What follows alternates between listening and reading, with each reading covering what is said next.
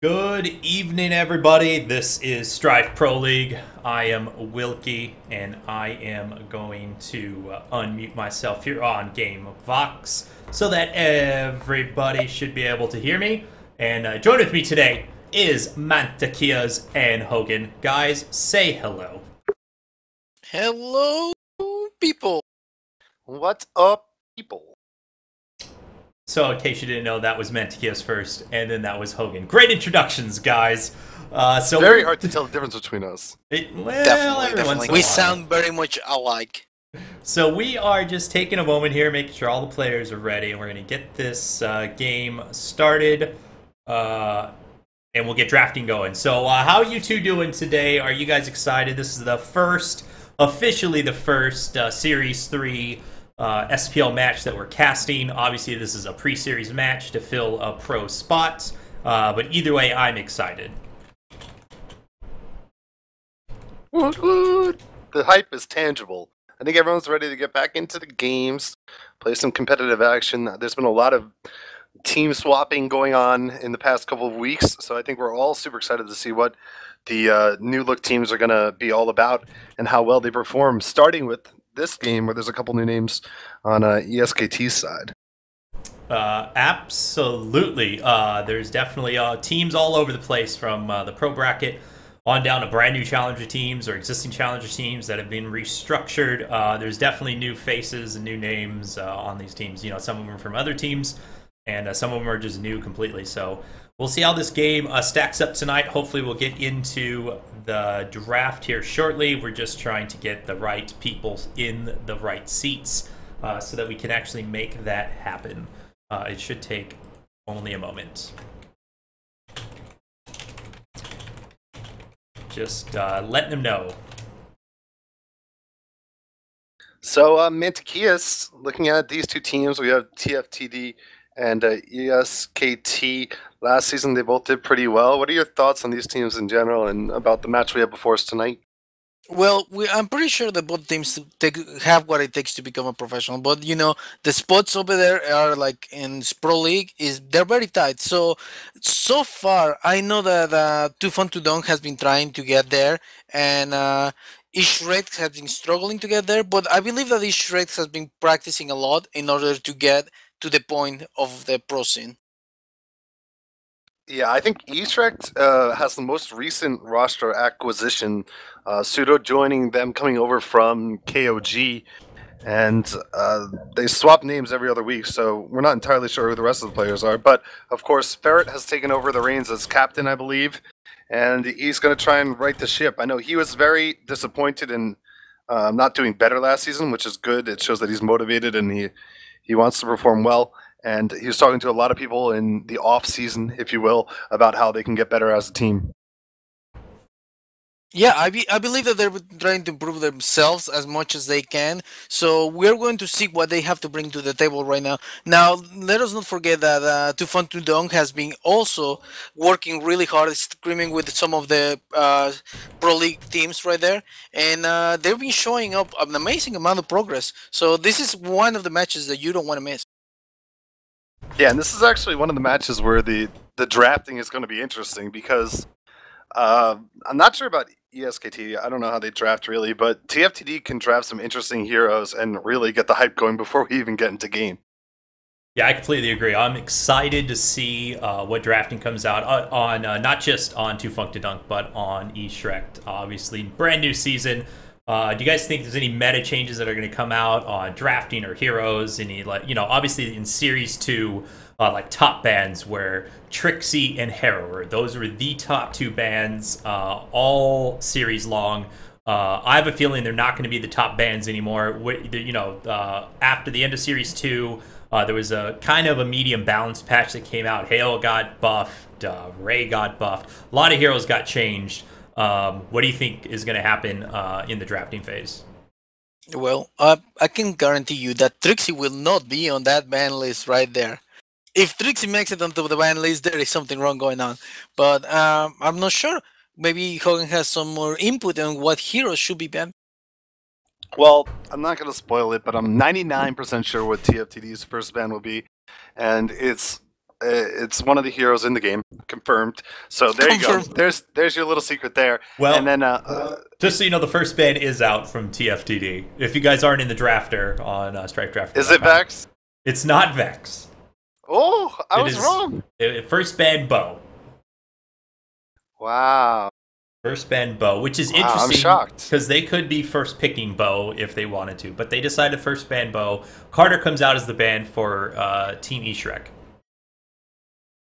So, yeah, I mean, before they get into more picks about meta changes, nothing changed too drastically. Bo is still a powerhouse hero. Ace is still lackluster. So we'll only see Ace in like niche roles where he's a heavy roamer on a team that just wants to destroy early game. So Ray got better, but not to a significant extent. We're still going to see him constantly. He's pretty much on the same second level of picks.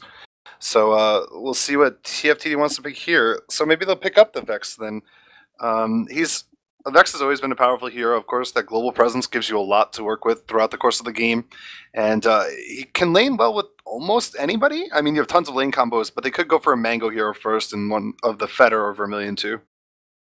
Yeah, also don't misunderstand the little changes that have happened to all other support heroes, such as Melody. The little mobility boost with her Golden Gate is being proven to be fantastic, and Melody is just very strong support on the hands of a proper player. Let's see if they can handle something like that if it's to be picked. Yeah, Malady, that Golden Gate buff is definitely noteworthy. And I mean, last season, of course, we saw SMD play Malady super well because he's a beast at that hero. And a lot of people have been trying to emulate his type of playstyle, but it's very difficult. You have to pick your windows very carefully. Otherwise, you're going to end up just dropping and not getting the trade that you might need to be successful. So we'll see if any teams have been practicing her recently. Yeah, I can't count the number of maladies I've seen in game, starting with boots, trying to rush those rocket boots, because they see SMD doing it in a match, and you have to be, pretty skilled player to kind of pull off that strat, and not everyone, most people are not SMD. I mean, he plays Malady extremely, extremely well, and so I see a lot of people trying to do it and a lot of people failing at it. Yeah, it's definitely one of the tougher roles. I mean, I play 1,000 heroes, and I don't even play Malady. It's just not my style. But a lot of teams have been practicing it because the Malady Bastion lane is that strong that you kind of have to have the option to be able to field that based on where the draft is going. So we have first picks out, Too Funk to Dunk, first picking up Bastion, and pretty much immediately following that, eSkt taking on Vermilion and Claudessa as their first two picks. That Claudessa pick was almost forced since the Bow ban was previously done, followed by the Bastion pick. So they actually trying to force that one of the tanks towards eSkt. So let's see what's really the plan behind the curtains right now. Sure, absolutely. Yeah, go ahead. It's a little surprising that the Vermilion got passed up here, knowing that that's probably Blue Mango's best hero. So we'll see what they have in mind. There's the Vex showing up now, and maybe they'll couple it with a Fetter early. Yeah, so do you think they need to pick up kind of their top lane carry role in either the Fetter or something else, Harrower maybe, right now? Or can they let that go since eSkt already picked up Vermilion? Or is it still risky to let that slip in their second round here? So looking at this draft, TFTD has a ton of options, but their best choice right now is either Rook or Fetter because there's still two heroes in the pool that could easily lane with Bastion in Malady and Ray, and they do go for the Fetter. So I think that was their smartest choice because the odds of the enemy team picking Ray and Malady are like 0. Yeah, absolutely. Those two characters together on the same team it's pretty risky. So we'll see. I'm also not sure. I'm also not sure of how the supports are on eSkt are gonna go. As he said, it's right now Ray is still up and Lady Tinder. However, I'm not so sure who are they gonna send bottom if those are the lanes to be picked. We have still Shank, Rook. I don't know if there is gonna be a bottom Claudessa, but I'm assuming that Claudessa will be laning and with a partner, not on solo lane. Yeah, I agree. And, they can actually send that Fetterstone bottom lane if they want to, right? They don't have to run that Fetterstone with that Vex in a lane combo if they don't want to. They do have some options still open. Yeah, I mean, there's tons of options right now, and we do know that Ferret likes to play those tanky solo heroes in the bottom, so I wouldn't be surprised if a Shank showed up eventually. Claudessa, as you mentioned, already an option for them. Fetter does handle those matchups pretty well, but not many teams have been forcing the Fetter bot to get a feel for it, so I'm not sure where TFTD stands on that, because I know Fetter usually does go to Mango, and Mango's usually in a duo lane, if not always in a duo lane. And they have the Vex, so they have one good lane set up. They have a guaranteed second good lane set up because the Bastion's going to be coupled with one of those power heroes, and then they're just going to pick a solo to fill. So their team's really shaping up to be a strong, kind of in the meta look team that we would have seen last season. And eSkt are responding right now. The Tinder pickup, interesting choice here. Yeah, I mean, Tinder is not played often. I think the only good Tinder I really saw last series was played by Lakes for SG. I think he played a pretty damn good Tinder, but apart from that, Tinder's is not picked up that much these days. Yep. Well, eSkt is gonna probably try to respond with a Vermilion Tender, and then they're gonna send the Raid towards middle. If anything goes wrong, the Raid probably can go and support any of their lane that is going negative. While on the other side, Too Fun to Dunk is just probably going to pick right here a Rook or either a Rook or a Shank. So you don't think a Hail's going to get picked up in this first game by anybody? I mean, the possibility is always there. It depends on just what are going to be the next two picks from TFTD. It's a good point, though, Wilkie, because Rasenkage, or how do you say Rasenkage? Rasenkage. Yep. Rasenkage, he does play a pretty good Hail, and the only problem is I think Claudessa beats Hail, so they have an option to move bottom and just kind of beat him if they would like to. So it could put them in a hole, but it gives them great teamfight synergy, already having the Vex and the Bastion, those huge ultimates that can absolutely win a game in the mid-game phase. So I think it definitely is in consideration for TFTD, but for eSkt, I don't think they go for the Hail here. Don't think they're going to go for the Hail. So we'll find out. Last two picks coming out for them. Pretty important picks. They are taking their time with it, though. They should. There is a really important decision that is going to determine how the game is going to be played. And sometimes people don't really appreciate how important the role of the person who's picking up the heroes for each player is. Absolutely. They are really taking their time on this one.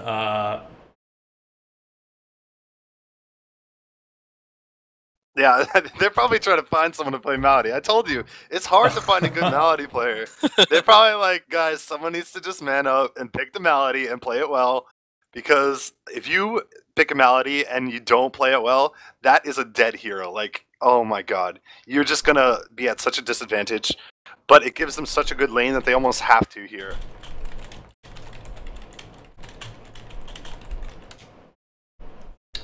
Yeah.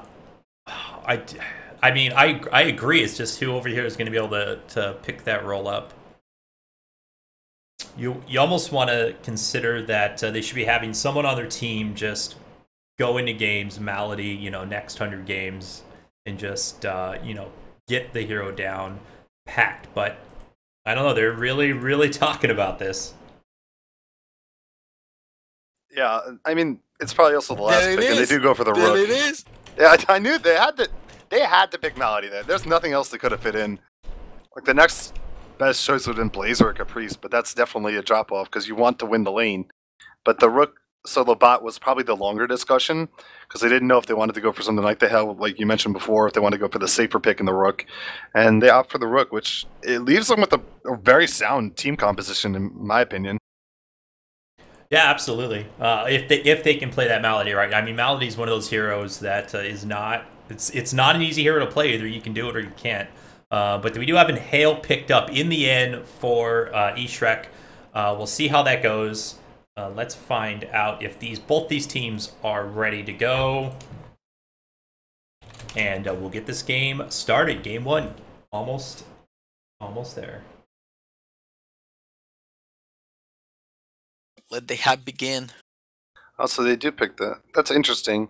So, the thing I'm noticing with like eSkt's lineup is they have a good amount of damage, but they don't have that much damage. Like Hale, we don't consider to be a superior damage outputter. So they have Ray, who's kind of on the borderline, and then Vermilion. So they could have some trouble in like the mid-game fights when they're dealing with the Vex coming in and a Bastion, and then 3 sources of damage on the back end. They have to pick their fights a lot more carefully. Probably go for skirmishes and pickoffs using Tinder's skill set, and not just go head on, because it can get messy against a team like TFTD's. So if they could, they probably want to extend the laning phase as well, just to prevent those team fights from happening. TFTD also has that malady, and they can just simply completely annihilate that Vermilion. That Vermilion, I hope that he gets the proper defensive items to counteract that, because a malady on a good positioning can just completely shut down Vermilion. If the Vermilion goes down, the Hell has to go in, and then from there on, it's just going to be chaos, which probably TFTD just wants, and they will take advantage of that situation. Yeah, and we are, just to let everyone know, we are a short 40 seconds away for this game to start. We're in the lobby, they're picking their heroes, figuring out what they want to do. A lot of teams take that full 90 seconds to kind of discuss pets and things like that. So here we go, though, 30 seconds. I am excited. You know, this should be a good one. Is it a best of 3? It is a best of 3 series, and we have not casted. We haven't casted a Strife game in a couple of weeks, ever since the Series 2 finals. So it's good to kind of get back in the seat, start casting again. Get us warmed up for the series to start, which does start tomorrow. Matches will be scheduled starting tomorrow, and we'll figure out what we're going to be casting this coming week. But here we go. Game is going to start loading right now, as long as we can find a server and get in. Game 1. So how do you think they're going to lane this? While I am loading in for Too Funk to Dunk, where do you think players are going to go? Who's going to lane with who? Who's going to go where? I think it's Too Funk to Dunk's probably the easier one. The Bastion Malady is going to probably go mid, Vex Fetish on top, and then Rook bottom. eSkt, I don't know, Manta, you could probably speculate better than I can. They have some harder choices to make. Well, they're definitely not shy of throwing the 2v1 bottom lane. We've known that they usually do that. Also, their adaptability, it goes according of how they see the people laning up. They usually scout into a bush, and then from there on they do the decisions. So it's gonna be kind of hard, especially with the specific heroes that they have. Absolutely, and just so we can kind of go over real quick, playing over here on Too Funk to Dunk is T-Fanks, Razenkage, Blue Mango, Multitasker, and Pucker Up Baby. Over here on eShtrek's side is Pseudo, Drunk Elf, Tech, Viability, and Ferret. Here we go. So is Ferret going to be put back in that bottom lane spot? So Series 2 for eShtrek, Ferret was actually not playing in the bottom lane role. They had something else going on there. Do you see this happening again? He has a Luster, by the way. Do you think they're going to maybe try some type of Hale jungle strategy here, or is he just going to go bottom lane and farm with that Luster in the jungle? I think he forgot to switch his pet. That's the only reason he'd have a Luster. Okay, you think it was just a bad pet choice? Highly possible. The only way that I think it was a mistake. I don't think it was a conscious choice, because the Luster means, I don't know, they would just lose their lanes more. They're already up against tough lanes. It would be a very, very tough decision to make going into this game, looking at the enemy team comp. Yeah, I agree. It's almost 0 to no chance that he's just going to jungle. I'm going to have to agree with Hogan. That bet was a mistake. And the best thing that they can do right now is either he has to go top with Ray and then push as fast as he can and just try to munch some extra experience from the camp and then keep pushing harder. But the lack of a bet is important. It's super critical into these kind of games. They're going to be pressure, and there is nothing he can do about it. Looks like we have a pause, and I think they are ready to go. Yeah, I was just going to say, if you look at like the number of stuns, having Krabby, Mr. Krabby, would be so important for him here. because he has to go through Bastion, Rook, Malady, and even a Vexel. But I guess it looks like they're rolling with it, so it wasn't a mistake. He's going for a quirky play here. Yep, they could have gotten a remake there. Obviously, nobody knew what pets anyone had at the start of the game. There, it would have been fine for a remake at that point. But it looks like they're going for it. I don't know. I don't think this was a mistake. I think this is what they want to do. However, Raz and Kage, multitasker, still sitting in the well. Hope they're here. Everyone said they were ready. We'll see what happens. Perhaps the team started looking for information to see how they're gonna line up in order to pick up their items, but I'm not sure why they're not moving at all. I don't know either because 20 seconds. Oh, there we go. Yeah. It's worth noting that Rasenkage has the underpowered version of Razor. The adult form is about 18 times the size of that, and it's the same size as Vermilion. So that just makes you better at the game. Oh, I man. will not lie to you. If I was against a full-size Razor, I would be very, very scared. It would make me play just bad, scared. Yeah, I gotta admit, man, that full-size Razor, it scares me as well. Very intimidating. How about intimidation factor? You combine that Razor with the new Carter skin, and you're taking up a good chunk of the screen no matter where you are. Is that Razor the same size as Ray? That It's bigger than Ray. It's He's like the same size as Vermilion. Oh my lord. Well, here we go. Ferric gonna get that quick gold. He's probably hoping that it is... Nope, it is not exactly what he wanted. I'm sure he was hoping for a treasure chest. It is what it is, though. So game has started. Here we go. Everyone is off and running, doing their thing. So who do you think has the mid lane matchup here with Ray and Claudessa versus Bastion and Malady? I'm definitely gonna go ahead and say Bastion and Malady have such a strong power. They can actually go into Claudessa and just treat her like she's not a tank. The damage that she takes whenever she heals somebody else is just ridiculous. They have to be very careful. What's it called? eSkt Puesto has to be very careful of positioning himself, and he has to land his Qs. And that is going to be very hard, especially with a Fitz on Malady, which she has extra movement. Yeah, absolutely. That fits Malady. We'll see how much roaming happens from T-Finks here with that Fitz up. Yeah, that's a little bit of a greedy pick to go with the Fitz on the Malady, because she kind of needs the extra mobility in a lot of situations. So I'm not sure how I feel about it, but if he can get the early kills, it'll obviously pay off. Absolutely, obviously will pay off. T-Finks already looking for a roam here, 90 seconds into this match in the top lane, but Viability and Tech kind of smoked something out here, and there they go. There is a shield down, the interesting pickup there. They are going to go on Tech, though. Tech is going to bound her away, but it's not going to be enough. He is going to fall. Pucker Babe getting the kill. T-Finks getting that gold. That early golden gate there from I believe at the time, a level 2 Malady. Yep. No, he was definitely level 3, and what happens right there is just his Fitz is paying out right now. Now let's see how fast he's gonna get those jump boots. Yep, absolutely. He does start with those boots, and there they go right in on a Drunk Elf. Double stun coming out. Nice hero blocking coming out for Multitasker. The stun, though, not going to be enough, and Ray is going to fall down, and that is the power of this combo. Yeah, the tough thing about laning with Claudessa is that the enemy can just walk past Claudessa and ignore her because her damage output isn't that high. She's got good abilities, but early on in lane, she just can't do too much to keep a teammate alive aside from a low amount heal. Right, she doesn't really have a hard disable, nothing like a Bastion has or a Bow could have on a timer, right? Yep. And that's what happens there. Ray has to be very, very careful in this lane, or they're just going to keep doing that over and over to him. On the bottom lane, even with the Luster, the GPM is about equal.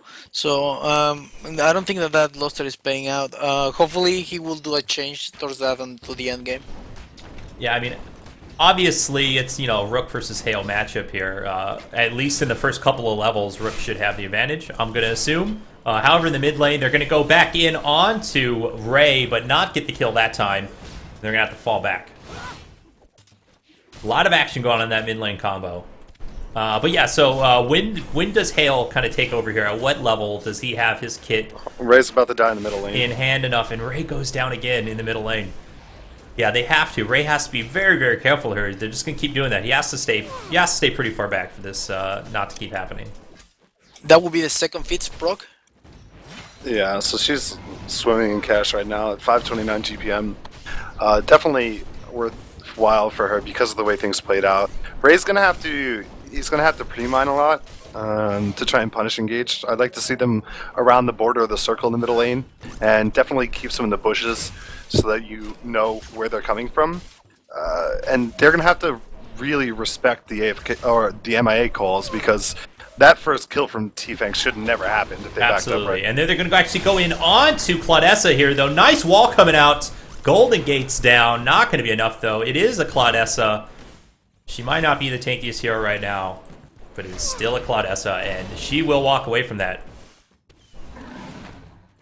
Also, as a Vermilion player yourself, Hogan, what items would you pick, and in which quad order into Vermilion right now? This game, I would definitely consider an earlier barrier token, so I'd probably go my Fervors into my Demon Fang and then barrier token, and then my Zealots and my Crushing. Just because the Malady is getting a great start already, and you can adjust that build like as the game goes on. As you see, Multitasker gets another kill on Ray again in the middle lane, but I think the barrier token is going to have to come out early for Vermilion to be able to even last through any of the fights. Yeah, T-Finks almost has... I'm assuming that's going to be a Shiv. I mean, it could be a Windride. It could be a lot of things, but I'm going to assume it's a Shiv coming out. And that's almost complete here. We're just 5 minutes into the game. And they're going to go on Pseudo right now. Pseudo, though, going to be able to walk away from that. Not quite enough damage yet. If I believe that I play enough with him to know that that's going to be a Seer's Eye. He's T-Fangs is he's a huge fan of that item, and he's trying to make it work. I don't know. I think it's going to be a Crystalline. I think this is the SMD build right now. At the moment, it does look like it. We'll see what happens when a recipe gets delivered. Here we go. Ray goes down again. He's just... the MIAs aren't being respected right now, or they're not being called, and you got to stay far back and pre-mine like for days. Like there should be mines all the way back here. I mean, what normally never happens here, bottom lane Rook goes all the way mid for a gank, and that just doesn't happen that often. And I don't know what's going on there in the lane bottom, but they need to figure something out right now because there's a lot of people missing. Barrett might be in a little bit of trouble. They're actually... Oh, that was a Seer's Eye pickup on Malady, not what we thought. Ferret gonna have to use his ult there, though. He is on the run. Nice juke around the Darkstorm there, and he's off and running. Gonna barely live. No, he has Fitz in here. Oh my god, he is live. Just barely. Yeah, I didn't think that Fitz was actually gonna do it. Yeah, so it is the Seer's Eye pickup, Manti. You were right. Congratulations. T-Fanks, and I should have called that. T-Fanks loves that Seer's Eye pickup. And it almost worked there. They actually were able to spot out Hale, without having to walk too far to engage, and there it was. But a nice shot field by Drunk Elf there, though, because he could have been dead again in the blink of an eye. I believe the Drunk Elf and Claudessa could have killed that Malady if they would have backed up aggressively. She came at that lane with around 20%, 40% HP, and they could have just simply nuked her. Yeah, probably. But they're very cautious right now. And going back to the pickup on T-Fangs, the reason why I would have liked to see a Crystalline is because he's so far ahead in GPM right now, sitting at 502, that you kind of just want to pour it on and like max out your damage output, because then your roams are going to become super effective and super efficient, because you're guaranteeing yourself kills by just having so much extra power while everyone else is still low on health. But the Seer's Eye has great utility to it, and it could pay off as well. Well, I'm sorry, I just realized. What do you think of Razenkage just rushing power boots? Like no Fellblade, no power shards, nothing like that. Actually, we missed it in the bottom lane. Drunk Elf gets a kill onto Malady there. Puckler Babe trying to ult in to make something else happen there. But no, they actually live in the mid lane here. So that's the kind of momentum they need to start showing here to get back into this match. Yeah, and that's a huge kill for them because Melody's the top GPM hero on TFTD, so they get a lot of money. It's going to help them substantially, and hopefully they can get these jump boots on Ray soon so he's less of an easy target. But yeah, back to my question here. Razenkage kind of rushing power boots first item. Well, I believe that he is fine, and right now, as you can tell, he's gonna deliver a complete full-done Demon Fang. What do you think about that as well? Not even getting a Demon Fang. I would have liked him to get the Demon Fang, components. items first. Yeah. Not rush the whole thing. It's a little bit greedy, but it's working out. Now he's about to get ganked. Let's see how he's gonna react to this. Waiting for it. Oh, Drunk Elf, though. Gotta be careful. Oh, he's gonna get stunned through the wall there. Nice mind by Razenkage, but Razenkage just turns around and arrows him in the face. And he's gonna live. Yeah, there's a big battle in the top lane. But nobody goes down. Mango just barely survives. He got ulted by Tech under tower. There's a plant down. Everything was being used, but everybody survived somehow. A lot of resources used. No one kill. Multitask, though, coming in. Nice stun on the viability. There is a win rush, and they're going to back it out. Yeah, as far as that gank bottom, they just need a little bit more communication. They believe it was just miscommunication more than misdeliverance. This tower, though, they have to be careful. Here comes Drunk Elf, though. Nice stun on the blue Mango. Mango's in a lot of trouble. Even the hook. The bindweed by viability there, pulling it out and going down. T-Fank's actually in a lot of trouble, though. Pseudo trying to use the ult there. I don't know what that Seer's Eye usage was for, but nice. Golden Gate. Obviously, the new change to Golden Gate. Any allied units that walk through that gate get a speed boost. Very nice. Very nice. eSkt is on a very tight spot at the moment. As you can tell, that Rook just took bottom tower. He's getting big. He has getting kills on ganks that were done to himself, and Malady is just roaming around trying to get things done. So let's see how eSkt is going to try to adapt to this. Yeah, absolutely. Razenkage here on Rook took on the Tech going down, however, in the top lane. But Razenkage taking over the high spot for GPM. And that could get scary. We'll see what his next item is. Again, though, he's not getting any items delivered. Oh, wait, hold on. Here comes something. Okay, this time he... Whoa, whoa. Whoa, whoa, whoa. I don't know what that's going to be. Is that a custom, or is that a default... That's not a crushing mace. That's a default crushing mace. I believe that it's a default crushing mace. Yes, so far, yes. Maybe he has changed it or something else, but I believe that that's a crushing mace. I would like him to craft a custom crushing mace with the what's the name of the enchantment, that percentage max of hit points. T-Fanks, though, gonna get stunned out by Drunk Elf, gonna maybe live. Oh, nice wall, that Golden Gates, and T-Fanks is actually gonna get away. They do kill Drunk Elf. Mango was there with the ults, and that is that. That was wonderful movement by T-Fanks right there. Here comes a wall. Oh, nice, 3.5 second onto Pseudo, but there's a couple mines there. I think Pseudo's gonna be just fine. And that's going to be the end of that. A lot of resources used trying to kill this Claudessa. They did get T-Fanks even sticking around trying to get a stone off. They did get the Ray, though.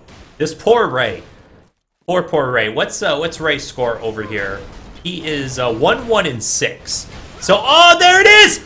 I love it! Oh my god, oh my god, I wish I had my overlays ready to go for this match. They'll be ready for next week. We'll talk about that later. But man, I would have thrown one up right there because I love the Mystic kills.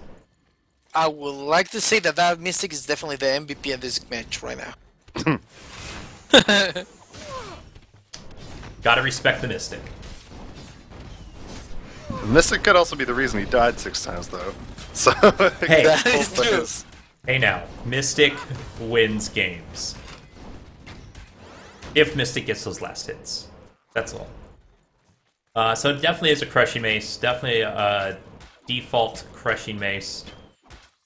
Can we see... oh, hold on. Engage your T-Fanks going down again. Nice setup there by Pseudo and Ferret. I think they were looking for Razenkage there, but T-Fanks just pops in, face checks a bush, and goes down. Razenkage here is getting a little greedy at the moment. He's got to be careful. Oh, he's going to get popped back here. Ferret, though, has to find the right target, and they're actually not going to go in on him. I'm kind of surprised there. Oh, Ferret does not have... Hale does not have his ult up. That would be why. On top lane, they're going to go on viability, and he drops. Yeah, Mango activating that ult. He has his Demon Fang done. And it's getting pretty scary. What do you think about this throwing axe with a little bit of mana regen in on Mango? I don't think it's necessary, but it's not a horrible decision. I mean, that's just like a preference style, because throwing axe allows you to, I guess it gives you a little bit more range, and you're a little bit more safe, but definitely not for everybody. So Hale's starting to get his GPM, you know, higher. It was very, very low. They got a free Baldur kill, by the way. No contention there. Razenkage used his grappling hook there. He might be in a little trouble if they want to engage here, but the whole team is here. We might see a big fight coming out. I hope so. Time for team fighting. Viability in a good spot. Just guys to get the hook off. Gonna miss the hook completely. And I think they might disengage from this. Multitasker, though, going to back out. No one gonna get their tech. Miss barely. If Deliverance would have been delivered there, it would have been a poor, poor tech. Yeah, now we're at the point of the game that I mentioned in the pregame. Like, eSkt doesn't have a team to really just heads up fight these guys right now. We're going to see Vex split push probably come into an effect soon as well. So they're in a hole, and they have to pick off some of these heroes on the side and get secondary objectives on the back end of them. Like if you pick over here on the bottom lane, transition to Syndara, take some high risk to try and get back into it. Yeah, absolutely. And pulling up the gold graph, it's about an 8,000 gold lead into Funkdadunk's favor, and we'll see if eSkt can kind of come back from this deficit here. But Tech's in a little bit of trouble right now. Whole bunch of people roaming down. However, in the bottom lane, Pseudo is in this to win this. Going in on T-Fanks. Drunk Elf is here. Oh, he ults. However, they do take out T-Fanks. Pseudo might fall for it. Drunk Elf's got to be careful. He's in a lot of trouble. There goes the Wind Rush. He has him one mine down. I think he is going to live. Viability coming with the support.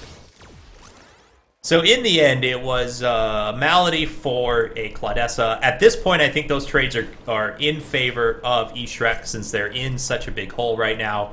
Anytime you can trade a 1-for-1 kill with someone who's higher GPM, I think that's. But right. the victory is not that great, considering the Malady has the fits. So even if they traded, let's pretend that they actually won something. The fits is countering that, so they cannot just throw bodies for that Malady. Absolutely good observation. And Malady is still farming 470 GPM. Even though if we look here, Malady's 4-3 and 4, decent, not the greatest. So yeah, so that fits is definitely working still. Ferret doesn't even want to engage. However, we have a fight breaking out again. They really want to keep going on this T-Fanks on Malady here. Malady just roaming around looking for pickoffs, and sometimes it's pain and sometimes it's not. Yeah, we haven't seen Ferret get involved yet, so maybe he'll take an opportunity now to try and fight middle. He's only gotten 1 assist on the game, but they're going to need him to try and get some big ultimates to win a couple of fights. Yeah, and they need to get Ferret into this game as well. I don't know. Ferret's been trying to farm, trying to get his GPM back up, trying to get some items built here. But a lot of these fights, I don't think Ferret's been in this yet. We haven't really seen a real big 5v5. That static field is just going to break up the fight. T-Fanks is trying to make the plays, but he's getting picked up way too often. So right here, this is what I was about to tell you. I would like to see this Vex do the side push in order for opening those pickups by Malady. If this Vex starts doing side push, the other team is more likely to break loose. Yeah, absolutely, and they are looking for this Rook. I don't know if they're going to find him. There they go. Hale's coming in. Want to bait out that W. Oh, nice Razor Juke. Not going to fall for it, though. Razenkage is in a little bit of trouble. Ooh, even the Ray Ult going down. Getting the assist in there. Nicely played. Nicely played. They definitely want to take that. Syndara. This is a misplay by eSkt. They should be running to Zendara. They should throw a plant on it, and they should take it. Yeah, they're going to get a tower instead, so at least they are getting something for that kill.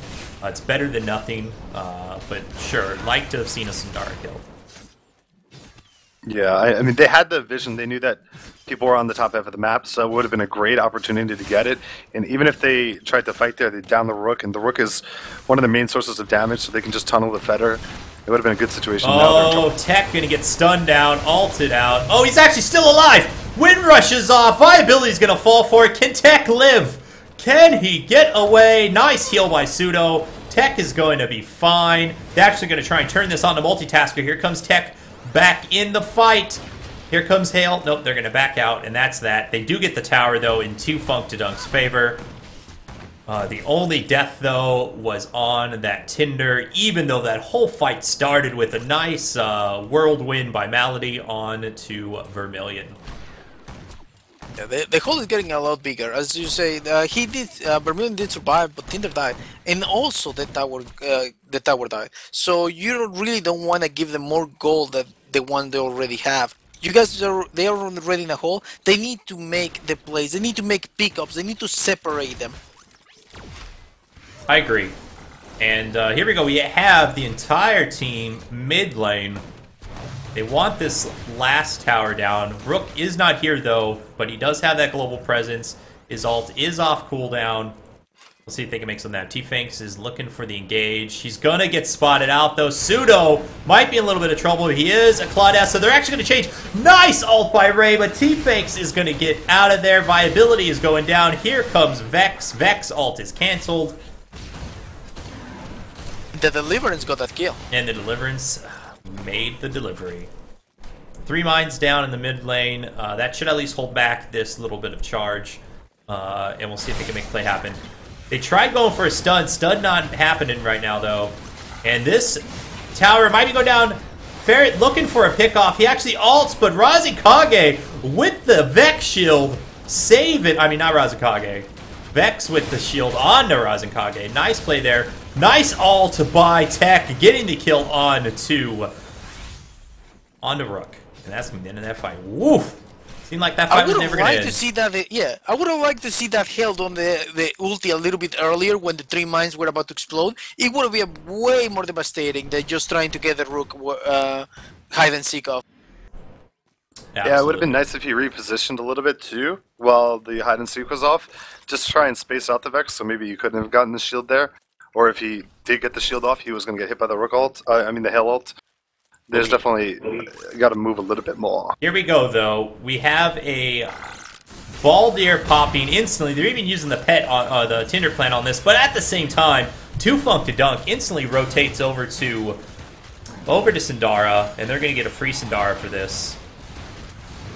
I completely disagree with that plan ult. I believe that it was pretty much a waste. They would have gotten the just as fast without the plan. Sure, absolutely. We have Vex Horton in here. He actually gets pulled back by Pseudo, but the Vex shield comes out, and he's just going to walk out and clear out these creeps, it looks like. It's going to be the end of that little engagement. No other fights breaking out just yet. Yeah, I'm not a huge fan of Tinder at all, but if you're picking a Tinder, in my opinion, that means you want to get the huge objectives, and when you're 22 minutes into the game, the main objective has to be Zendara. So I don't really like that idea to go over there and use your Tinder ultimate to take down a Baldir. That seems like a consolation prize. Even if I don't know, even if TFTD wasn't in the Zendara, like wasting that big cooldown and you're not getting really that much for it at this stage of the game, it's not how I would like to see it used. Well, we have Krydos pushing the mid lane. We'll see what is made of this here. I think this is going to be a make-or-break fight for one of these teams. If eSkt can turn this fight around. Oh no! Drunk Elf, though, gets stunned out. Double stun, triple stun by Pucker Up Babe. Then he goes down. Pucker Babe's going to fall there. Multitasker, though, almost going down. Still alive. Pseudo in the back doing his work, but it's just too much. 3 down for eSkt. Viability, trying to do what he can. Just not going to happen here, though. I think this is a lost generator. And that's that. That was a fantastic deliverance, hitting just Ray and opening the whole fight from there on. Yeah, that deliverance into a Vex ulting in, very nice. Drop in the orbital.